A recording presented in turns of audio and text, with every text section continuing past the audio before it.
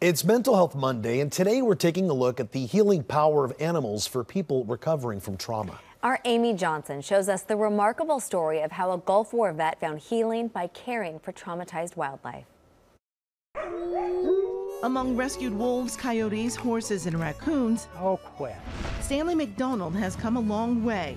A Gulf War vet diagnosed with post-traumatic stress syndrome, he's had more than his share of mental health challenges. I went to alcohol as a solution, and I was very much an alcoholic, hardcore. I lived on the streets. But here at the Lockwood Animal Rescue Center in Fraser Park, for the past 7 years, Stanley has been able to maintain his sobriety. Going for a close-up. At Lockwood, veterans and wildlife help rescue each other. Animal therapy, I think, is one of the greatest things they ever came up with. Eases anxiety, helps with depression, the whole works. Here they go.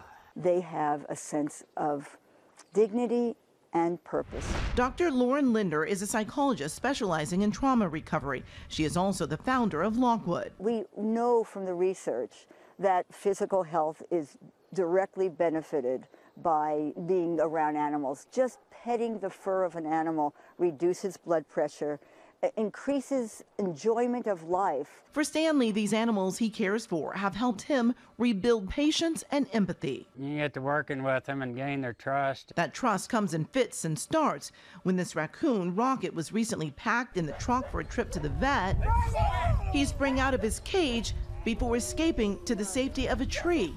Stanley understood Rocket just needed some time. You can't rush nothing. You gotta let these guys come to you. Eventually, Rocket did come down and got the medical care he needed, convincing scared animals to accept care. It teaches you how to earn trust again.